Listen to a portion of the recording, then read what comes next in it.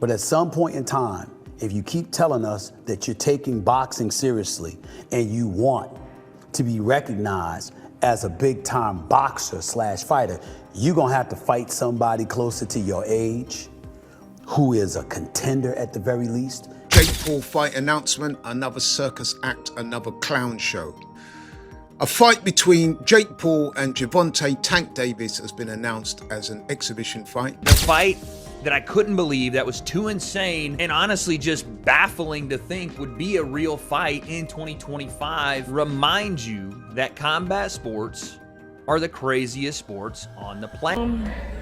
It's kind of weird because Jake Paul is extremely bigger than Tank, and I mean, but with it being a exhibition, it makes sense. It's fine. He got a big name that he's gonna be fighting, but I mean, it really makes no sense because he's gonna be weighing over 200 and some pounds. Tank's gonna probably be weighing maybe at the most 147, 150. So I don't even understand why the fight. Man, I'm thinking about, Bigfoot versus Littlefoot. Andre the Giant versus Wee Man. Man, this is gonna be better than damn Circus on Lake. Yeah, they're gonna look weird as hell in the ring together, man. Yeah, the circus continues. He's not caring about what you think about this fight. He's going to get the bag. If you're Gervonta Davis and you're being offered 20, 30, 40 million, whatever the number is, and you're getting 7 or 8 to fight Lamont Roach in a 50-50, what are you going to do? Shit. Yeah, You have Gervonta Tank Davis fanboys. I'm talking about huge fans of Tank turning over on him. I saw Tank Davis fans put up pictures of him as a clown and shit. Like, this is crazy. And I get it. Man, you seen the other video. I said this is a circus. This is a circus.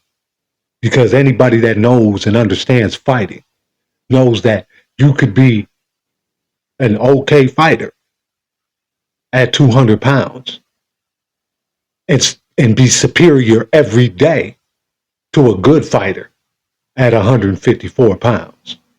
Like, come on, man. If you can knock men out 200 plus pounds at that weight, imagine what you can do to a man across from you that's almost 100 pounds lighter. This isn't Mike Tyson going against dudes 260, 270, and he's 230. You know what I'm saying? 224. The laws of physics, it's a different thing when you're dealing with muscle mass, speed, something bigger hitting something smaller. Now, if Jake Paul had to fight and had to get down to maybe 160 pounds,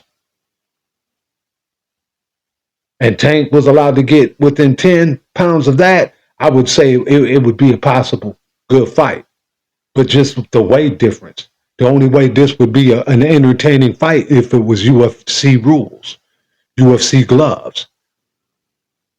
Because that's the only way I could see Tank Davis beating this man in a real boxing if they're both given the ability to knock one another out.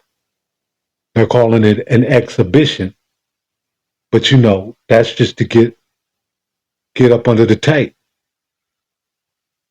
You know, if nobody's going to sanction it, okay, we'll call it an exhibition, wink, wink. I think this hurts Tank's career. This is not something you do as you're trying to be the best there ever was.